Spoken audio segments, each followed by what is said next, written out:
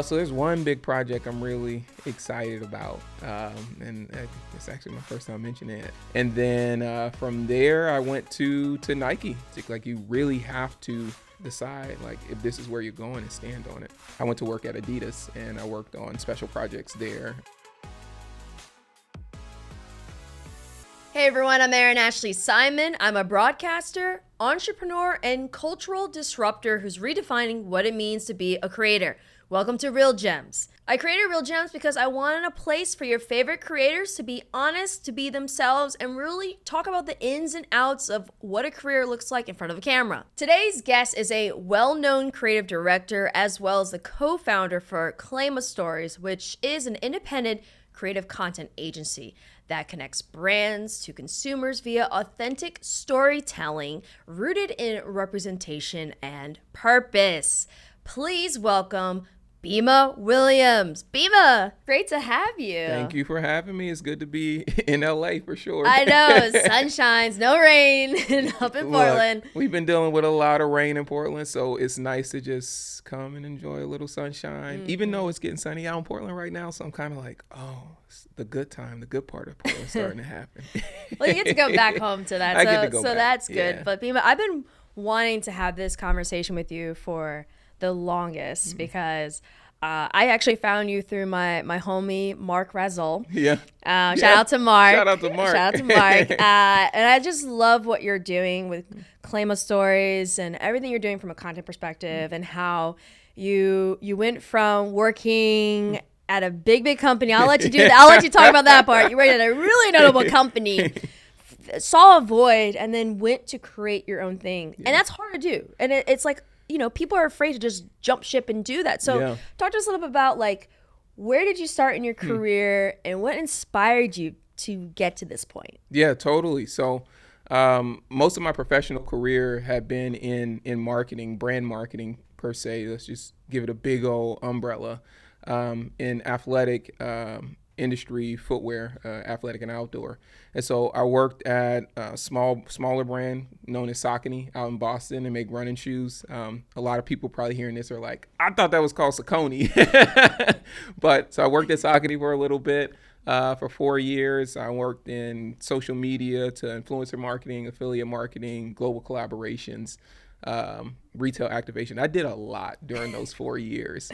From there, I took that and I went into Portland. My wife and I moved to Portland and I went to work at Adidas and I worked on special projects there from a product creation and a brand marketing standpoint. And then from there, I went to Nike for a little bit and got to work on a lot of incredible projects there. Everyone from Travis Scott to Drake to Supreme and Stussy, like had a great experience. And so it was dope. Like it was a great time. But the thing that was interesting to me was it took me so long to even get to those places in the first place. Because I'm originally from Louisiana and Baton Rouge, Louisiana specifically, which is about 45 minutes outside of New Orleans. And my folks were chemical plant workers. Like they worked in chemical plants. My mom would tell me stories about how there'd be like pipes of chemicals that would go through the building over their heads, and if they had like an accident with like a pipe burst or something like that, those chemicals are so strong that no one would make it through those types of situations. And so working class family, that's what my folks did. That's what their network and their community was. And so that's all I knew. But I was always felt like kind of this kid that kind of felt like the outcast, because not necessarily like there were times where folks weren't inviting me or welcoming me in, but just because I wasn't interested in a lot of the same things. And a lot of the popular conversations were for sure sports. Like I went to LSU. I love football culture, of course. But then it was like, there's people that work in construction. What about the people like me who can't really define those types of career paths? And so coming up, that was really difficult for me. Yeah. And so you're in Adidas, you're in Nike. I know you talked a little bit about it, about that journey of you were there and you just felt like certain perspectives, certain stories weren't there. Yeah. And so to speak, that maybe, I mean, you correct me if I'm wrong, but kind of connecting to your brand, that you didn't have a seat at the table. And so tell us a little bit about that experience if you can, and then what inspired you then to create your creative agency as well as the overall platform that you have? Totally. So I think one of the things that I was experiencing when I was working at these brands was that I had done so much, all this sacrificing to get to these places. And what I mean is that, you know, I'm there's things that, you know, my friends are able to enjoy. They're going to do these different things and I'm sitting at home, you know, working on my craft, or, you know, people are going to parties, or I'm staying up late, like all those things that any normal person would appreciate and want to do. The reality, though, is when you're trying to do something different, it does require a different set of habits and routines. And so I had cultivated those things to get to this place where in my eyes, like, I'm like, oh my goodness, this is about to be everything. I'm going to be totally happy. I'm about to thrive in my career. And parts of those things were true, right? When I got to Saucony, I was the only Black employee of like 400 people in a building, right? And so Saucony is owned by Wolverine Worldwide. And so I'm in that environment. And while I never faced any sort of direct discrimination, what I did feel was I didn't have representation. I didn't have community there. So those things would start to stick with me, especially as we were getting into like my last year there around 2016, and Donald Trump's coming into office, right? And you just have these certain things that are happening. Alton Sterling had been murdered in my hometown of Baton Rouge, Louisiana. And I can't talk about it with anyone during my day-to-day where I spend most of my time. And so when I went over to Adidas, things were a little bit better. There were some more of us, but there weren't folks of color that were in leadership. We weren't at the decision-making table. And around that same time, an article came out in 2018 that accused Adidas of stifling the careers of a lot of Black professionals that were working there. A lot of my colleagues had actually contributed to that article, and a lot of us were frustrated. I was frustrated myself because it's like, wow, here you are thinking that if you just put in the effort, put in the work, you know, all the notions of work twice as hard, you'll get further along. But that's not really the reality that you're dealing with. You're dealing with different circumstances that, you know, that are bigger than you, that are folks that are sitting at tables higher than you that can really have an impact on where you're going to go. And so it was between that time, between Adidas and Nike, where I was inspired. And I wasn't just inspired, though. I was inspired. I was depressed. I was frustrated. I was anxious. And I chose to channel it into, okay, well, maybe I can do something with this. And so it was around that time, and I had been telling a couple different colleagues. I think, you know, when you're around colleagues, everyone has like, oh, I'm going to do this, or I wish I could do this, or I got this idea in my head. And a lot of times, sometimes they just remain ideas. Sometimes people are just kind of sharing their dreams, but they might not necessarily want to go do much behind them. I had decided April 2019 that I was leaving Adidas. And I had an opportunity to go over to Nike, but I couldn't go because of a non-compete. So I had to sit out for some time, and it was going to be up to a year. But this is my first time that I didn't know what a non-compete was. I signed this non-compete, but I didn't know what that meant if I actually left. And essentially, it meant that I couldn't go work at a competitor brand for up towards a year, but Adidas would pay me my full salary. Oh. And this is the first time in my adult life where my compensation wasn't tied to my labor. So it didn't matter what I did every day of the week. Money would show up in a bank account, and I can maintain, you know, my lifestyle while I'm getting ready to get into my next thing. And so a lot of folks do a number of things when they have these breaks. They take vacations, they take up a new craft, whatever it may be. And I had this idea kind of for Claima percolating. Like the name was there, but I didn't kind of know exactly where I wanted to kind of place it. And it's through that time that I did a lot of kind of conversations with colleagues around this thesis that I had around folks that are underrepresented, creators of color, providing opportunities, providing guidance. And I met a co-founder, BJ Fregoso. And the next thing you knew was we had started to kind of come up with this pilot idea. And most of my experience working in brand marketing, I've always been the strategist. I've always loved to come up with the ideas, figure out who can be a part of those ideas. When I was at Saucony, I didn't have a large budget, especially because a lot of things that I wanted to do were definitely on the edge. They weren't traditional marketing or even familiar players that the brand or industry would work with. And so I had to always be pretty creative around how to get things done when you don't have a ton of funding. And it was through that I kind of used that same thing when I was thinking about what we could do with Claima. But to kind of bring it back around, it started to facilitate to be a podcast or manifest to be a podcast or a show. But what I was trying to say there was that I never intended for me to be front facing. I always intended it for someone else to be the host. But I think as you quickly realize when you're doing any endeavor of passion and it doesn't necessarily have money out of the gate, no one's going to be as serious about it as you're going to be. And so while I might not have seen myself as the host, the reality was that if this was going to get off the ground, it was a seat that I was going to have to sit in. And so we debuted a first collection of interviews almost 4 years ago. It was August 11th, 2019. And we did this at a live event called the African American Footwear Forum out in Portland, Oregon at the Portland Art Museum.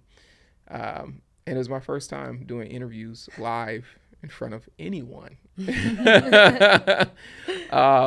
And those are some of the best interviews I've ever done. And I learned something new about myself that day. I learned that that type of engagement was quite normal for me because usually I have a bit of stage fright. And I learned to kind of just get comfortable with being in that space, and instead of letting the nerves sort of stop me, I was able to use that energy to propel it into wonderful conversations. And so those moments started to really shape Claima. And I think the most distinct affirming sort of feedback we received was actually from a journalist at Footwear News and ESPN. I got off the stage and they were like, "How long have you been doing this?" And I was like, "Today." Right now. I was like, "Right now." I was like, "I have not been doing this." And they were like, "Well, what are you going to do with these conversations?" Because they were really good. And so that's when we were like, okay, we'll do the podcast. Because also from a resource standpoint, that was the easiest and most cost-efficient way for us to get this information to the people we wanted to reach, which were our fellow creators of color, as well as young creatives of color. We just wanted to share this information. We have this amazing networks, but no one's been given this information back.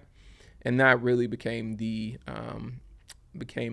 foundation of Claima, which is to inspire creators of color to claim a seat at any table of their choosing.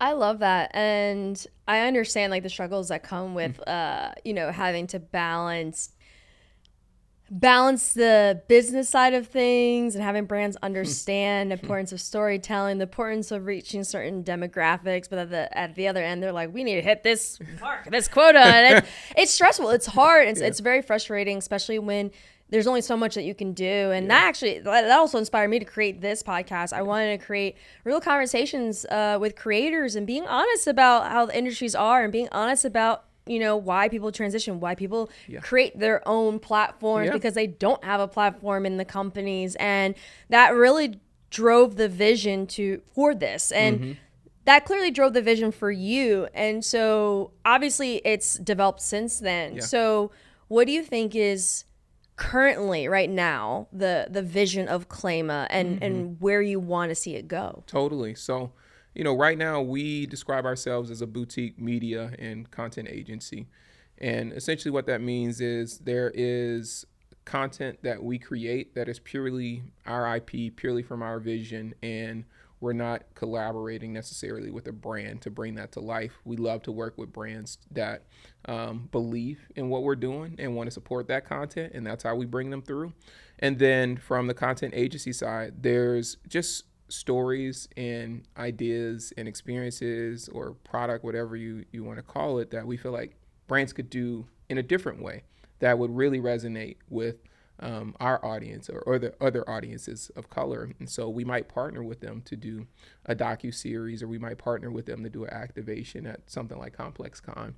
And so when I think about Claima and like the truest aspiration around it, it is to grow into a more mature business in that regard, but still be able to keep our edge, right? Because for us, we turn down projects if they don't line up with what we feel like our brand is. And I think that's the uniqueness of it, is that we're not just a boutique media company. We're not just a content agency. We are a brand with a community, and we are trying to serve this community so that we can foster their growth over time.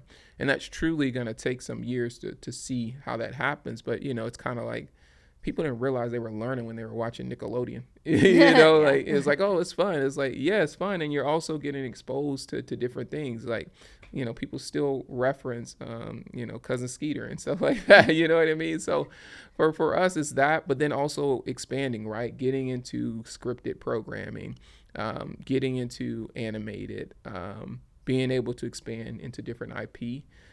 Because I think the more that we can come up with different ways to reach young creatives of color, the better chance we have of providing them with examples and guidance, and the resources that they need to bring their ideas to life. Like, that's in essence what I'm building is what I wish I had growing up. Did you expect it to get to the success level that it is now, especially with it having such a focal point on social representation? And we're in such an interesting climate where anything that's like social representation, people are like, no, this is too woke, I'm not dealing with this. like did you expect it to get to this point? I would say my expectation was always around, am I doing something that I find fulfills me and provides meaning, and also is fulfilling the mission that we had in place.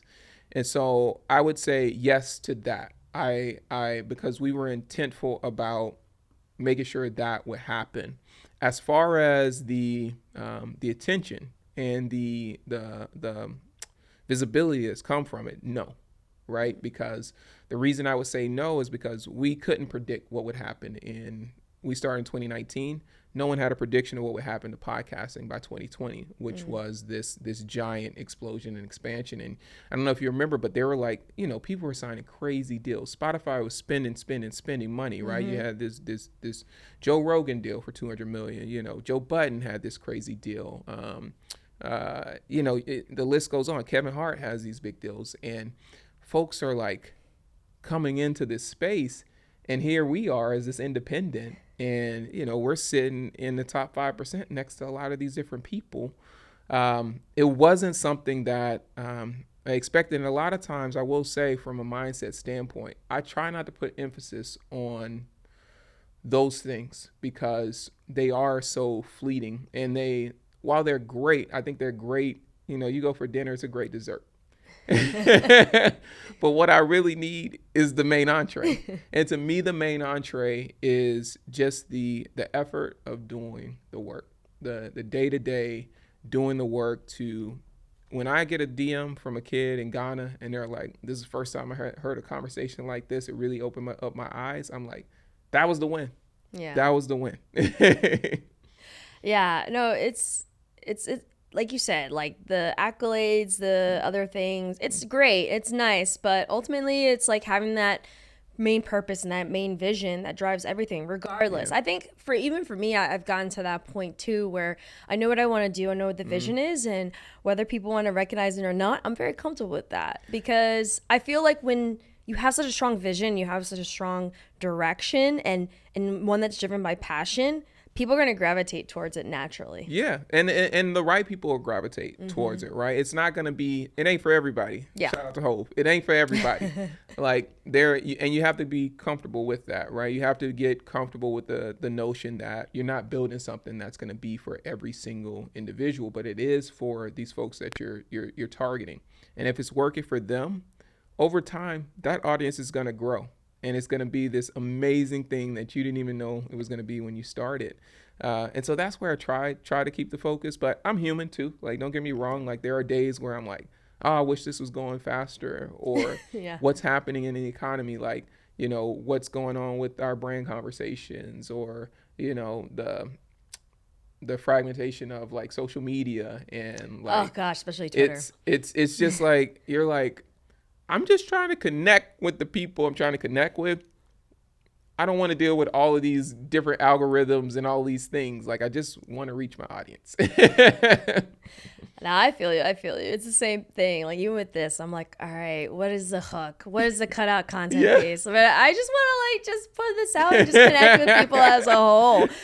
And, you know, earlier we had a conversation about what we feel like brands aren't entirely doing right. And I'm not saying all, but at least from your experience, you know, what do you feel like brands aren't getting right? And where do you see a void that like Claima's trying to fill with that? Yeah. So the thing that's top of mind that I see is that brands don't currently have a strategy in place that allows them to be consistent when it comes to serving the greater good, right? And you could bucket that as purpose marketing. You can bucket it however you want to call it, but at the end of the day, what tends to happen is brands come off as opportunistic when it comes to things that folks really are passionate about. So whether that is representation or diversity, whether that is climate change or women's rights or LGBTQ rights, they are constantly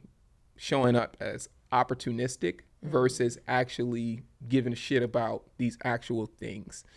And the thing about us when we come in the door, or if we decide to work with a partner, it's, hey, we understand where you've been, but if we're going to work together, we have to have a plan that is beyond just a marketing campaign. It has to also have a commitment back to these communities, and it has to be a commitment that's longer than a year, because that's what always happens, right? A brand goes into a market, maybe it's All-Star Weekend, they spend a bunch of money, do something really cool, and then they dip. And then these communities are like, this was great for the weekend, but what about us after this? Like, what can we take from this that allows us to continue to grow? And so that, to me, is one of the biggest opportunities, is how can you actually live out what your actual brand mission is and focus on that consistently versus chasing the different things.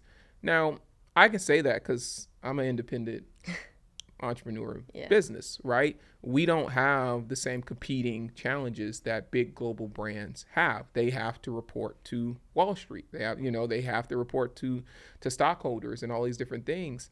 And so it's a little bit hard for that course correction, but I think if done over time and done in the right ways, it can lead to an actionable, meaningful, and impactful relationship with consumers. I think the big news in the last couple of weeks has been around Bud Light. And they had announced this campaign where they had a trans person facing that campaign. And then their existing audience sort of came at them and said, like, we don't want this. And then they kind of walked back on it. And then unfortunately, the VP of marketing has stepped down, and they came at that person personally. And so it's a tough thing when you're trying to do what you feel like is the right thing, but it also requires the right strategy, the right timing, and it's things that you just can't rush into to be opportunistic. Like, you really have to decide like if this is where you're going and stand on it. Yeah. And it's a gradual thing, like you said, right? Like, you know, if you're going to work with someone who's part of the LGBTQ plus community, don't just be like, hey, here's an LGBTQ plus person. Like, have their story be much more ingrained in it as a person versus just, oh, this is just, they're part of this community. We're going to support this community. Yeah. I talk about it all the time. I'm like, because it goes back to what I said. It's challenging. We understand there's investors, there's things you have to hit. But I always say, like, there's a middle ground. And part of it is transparency, right? Like, I would rather have a boss that says, hey, listen, we have to hit this revenue point, right? Yeah. But in hitting this, you know, let's do some of these other things that I know you may not like, but we have to do it to hit this mark. Yeah. But then also, I'll make sure there's a budget for you to do the things you want to do. I totally I agree wish it with was you. more like that, but it's not. It's not, but I'm like, you have to be able to have both, right? Yeah. We're seeing it in society right now. We're seeing the impacts of so long just focusing on the capitalistic aspect and capitalism not having a part in the well-being of the rest of society. I mean, we got record numbers of homelessness now, right? Yeah. We have more gun violence every single day. People are literally starving, and so they're acting out, right? Because we don't have resources. It like sits in like a certain group of people, and then everyone else is like fending and pulling and trying to figure out what's left for the rest of us, you know. Yeah. I mean, what is left? What is there for us to build upon? I mean, I see that like what you guys are doing, you know, with providing the stories and really having these honest conversations. I think that is something that we do have, our stories, our truths that we can communicate. And hopefully some people listen, and there are going to be some people who don't. But I really do feel like more people are starting to listen. And I think that we need a lot more of that. It's been such a divisive period of time that like I think we need to spend more time listening versus being reactionary, right? And you have been evolving. Claima's been evolving. So what has the journey been looking like so far? I know you guys you have a whole Amazon series. I saw the one with JoJo. But like, what have you guys been doing and building upon more recently? So there's one big project I'm really excited about, and it's actually my first time mentioning it. But it's a project we call Claima Seed, and so it's our first time where we're actually going to be getting into product. And I mean, like, you know, making chairs, like sneaker. It's on the list. Like, I'm like, one of the things I've been wanting to do is like, I just want to make furniture, but I don't know if anyone will get it. I was like, we just start making chairs. Will people get it? But essentially, Claima Seed is a vehicle for us to fight inequality in society. And so you've heard of red.org, and they partner with brands, and they raise money for global health. We want to raise money to fight inequality for creators of color. And so we're partnering with different brands to do that. And so this year we're kicking that off with 4 different brands. We're working with Mir out of Seattle. They make drinkware. Shout out to the founder, Brian. We did a great activation with them recently. We're partnering with 47 brand out of Boston. They make headwear, hats. I'm wearing the hat now. And then we're dropping 2 sneakers and footwear this year. So we're working with Saucony in Boston as well as Clark's. And so Saucony is a bit of a full circle moment since I worked there. But what's so dope about it is going to combine experiences, content, and product, where we bring folks together. And then all of this will benefit a nonprofit in Portland called All Hands Raised. And what's so dope about this nonprofit is that they actually work with at-risk youth of color from birth until employment, or LLC. So it's kind of unprecedented the amount of time that they will spend with folks on this journey. And their whole thing is to, how can they, one of the key KPIs I would say is they had like, in some of these school districts, they had like upwards of like 80% of like kids that were dropping out. And they said, okay, well, in our first year, if we can, you know, improve this stat by like 10% more, we're doing something. But they got challenged, and they were like, no, you should go for 30%. In the first year, they were able to shift that from, you know, 80% not graduating, and they made 60% improvement on that stat. So that meant they saved so many kids. Wow. Right? And so for us, I'm like, well, what happens through Claima Seed if we can build that I don't know, over 10 years and raise $100 million and support various charities through this, but specifically, distinctly to this. And I think that's the key point is like, I think climate change is important, but that's not my mission. I think, sustainability and rights, I think those are important. Our particular mission here is to focus on inequality around creatives of color and how we can help make that better. That's our thing. Same way Patagonia focuses, they're here to save the planet. We're here to save the lives of creators of color. Like, that's the way that I see it. And I think if all of us can work together on the different things that we're trying to solve, I think it's way better if we have more of these hyper-focused things versus folks trying to chase all these different things just to market to consumers. No, I agree. And it's just easier for people to understand like what your brand's all about. Yeah. And I always talk to a lot of creators. I'm like, hey, like, yeah, I'm sure you can do a lot of things, but you got to be known for something. You got to focus in on one thing before you do anything else. Like, everyone knows I do hosting. I do other things, but I make it very known. This is my lane. This is my thing. My main thing. My main thing. And what advice would you have for creatives of color? Because as part of that inequality, there is resource inequality. Yes. You know, it blows my mind every time I hear these conversations from creators where it's like, hey, you want to be successful, you just got to work hard. And I'm like, yeah, but you come from probably a middle-class family and you can literally not work for a whole year and you can just focus in on YouTube creation. That doesn't work for everyone. There's socioeconomic differences. Yes. But what are some things, regardless of the socioeconomic imbalance, what can creatives of color do to really build their brand, establish their brand, and really build their business? Totally. One of the first things that comes to mind is mindset. And the reason I say mindset is because so many of us experience things that our white colleagues will never understand, right? And that is the day-to-day trauma of just being you, seeing how you're treated on screen when folks are being brutalized for just existing, from discrimination, you name it. There's so many things that we have to deal with and generational traumas. And so what I always encourage folks to work on is first work on your mindset, because our greatest limitations happen here, right? And if you ever want to become something, you really have to focus on and have an analysis of yourself, of where you might be falling short within your own head, right? Because we are all capable of doing whatever we want to do, but it does require certain focus. Yes, some people are natural at certain things, but to get better for anyone, it just requires attentiveness and effort. And so I think when you think about that, carving out time for yourself to focus on your mindset, and to get better in that regard, that's one of the first things that I would do. And that could be, listening to certain podcasts like this. It could be going to certain events. It could be, having folks around you that are nourishing you in certain ways. So that's one of the ways. The other thing that I would do is I would take time to get clear on what the brand strategy is, what you are here to solve. Why do you exist? What is that problem? Why are you uniquely here to do something that someone isn't already doing?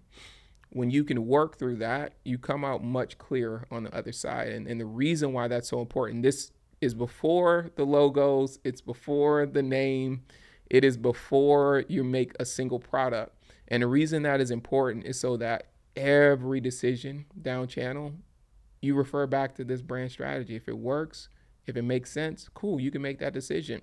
If it doesn't, you don't need to do it. Because if you don't do that process, so many things can fall off the rails, right? Whether it's doing too many things that you don't need to do because you think, like, if I do all of these things, it's going to advance my brand. No, it's not going to happen quicker than you think it's going to happen.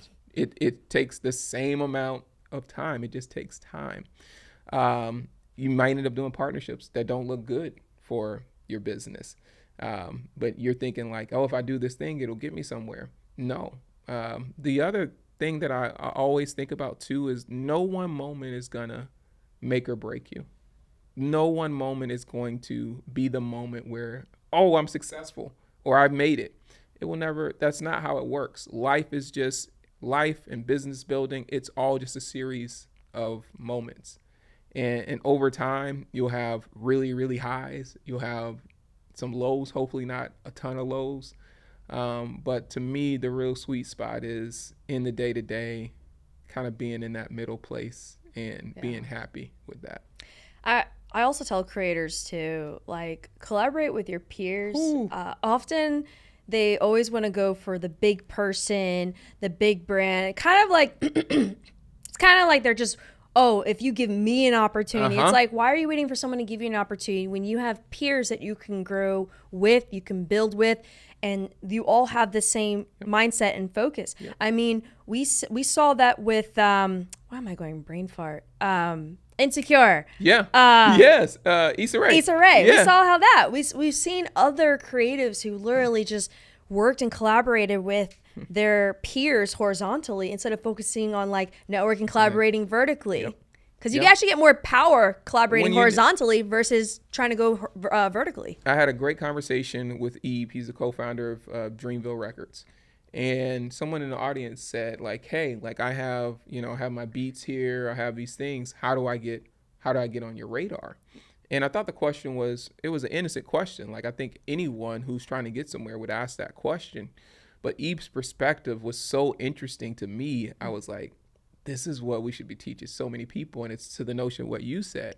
Ebe said, why aren't you doing more with the folks around you? Why aren't you working with your creators, creating noise? He said, when you're creating noise that we can't help to pay attention to, that's the way you would want it. You want me comes looking for you, because if you're looking for me, it comes across different. But if I'm looking for you, it's like you have something that I'm specifically looking for. And I don't think creatives realize how much power that they have in that, is that you are creating the next wave. Like you're creating the next record label. You're creating, the next, greatest art piece of all time or greatest podcast of all time. Anyone that's successful can respect that. Yeah. So what can you do where you're at to really build towards that level? I was joking with my wife yesterday, and I kind of revisited some of my mindset work, but I would have affirmations and things like that. And I thought it was interesting, but I was like, I've always felt like the affirmations were just getting very long. And I like stuff that I can really easily, succinctly remember. And so for me, I was messing around with her yesterday, but I was like, I think my new affirmation is just going to be, what would Hov do?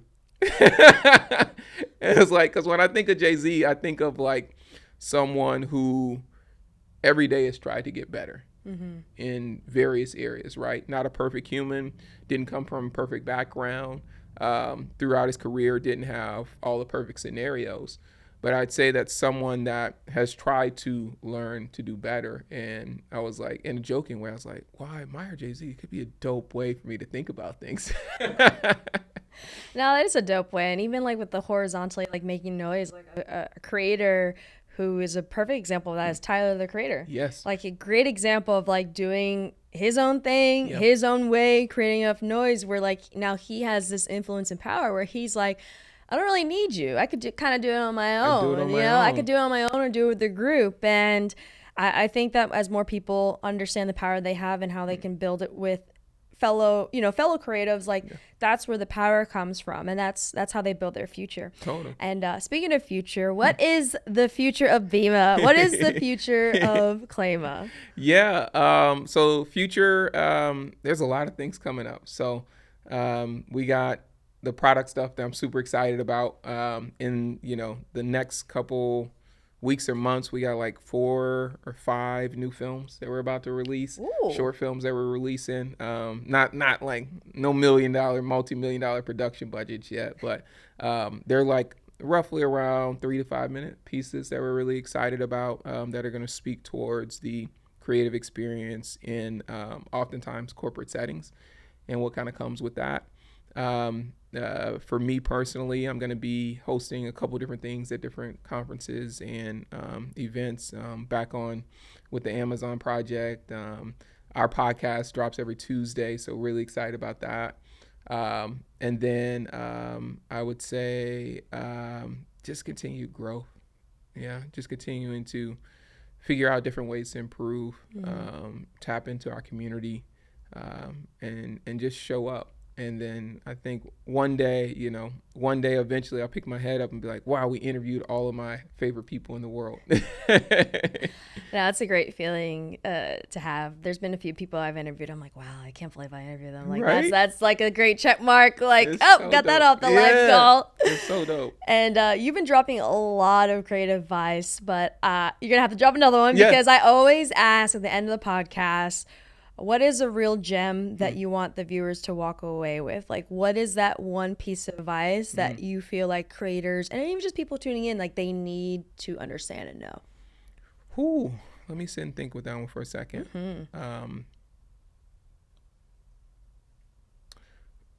I think one of the things that comes to mind is that, and a friend of mine in New Orleans told me this a long time ago, and it actually shifted a lot for me. I will honestly say when he said this, I was like, wow.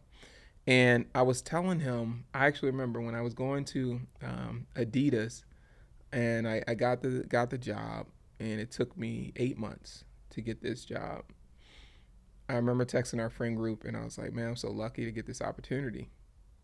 And I think it wasn't even like 60 seconds after I sent this text message, he responded. He said, no, they're lucky to have you. And I think we get so caught up in thinking that we need to impress someone or validate someone to justify our own genius and existence and creative power, that we don't give ourselves enough credit. And so what I would tell other creatives listening, other creatives that are on the path, aspiring, starting, is that you're great. And to truly believe in yourself and truly recognize that you're someone that they want to meet. You're someone that they want to have on their podcast. You're someone that they want to write about and feature. So don't, short sell yourself just because you perceive someone else to have this power. Take space for yourself as well. Claim a seat. Well, Bimma, thank you so much for claiming a seat here to give your background, your story, and your journey. I really appreciate it. For those who are listening or tuning in, where can they find you? Yeah, totally. So we're on anywhere you listen to podcasts. Just look up at Claima Stories. If you want to connect with us on social, we're on Instagram, we're on Twitter. Hit a LinkedIn as well at Claima Stories. And if you want to touch base with me, I'm most active on Instagram. So at Bimma Williams. I know I have a Twitter and these other things, but I'm just Instagram is my place. Well, Bimma, thank you so much for joining us here Absolutely. on today's podcast. Really appreciate it. And thank you so much to all the viewers and listeners who are tuning in. Let me know in the comment section on social media, what was your favorite part about this podcast? What is a real gem that you walked away with? Make sure you follow, like, and subscribe, and stay tuned for the next episode. We have another great guest who's going to be talking about their journey and also dropping gems for you all. My name is Erin Ashley Simon. I'll see you all later for the next episode of Real Gems.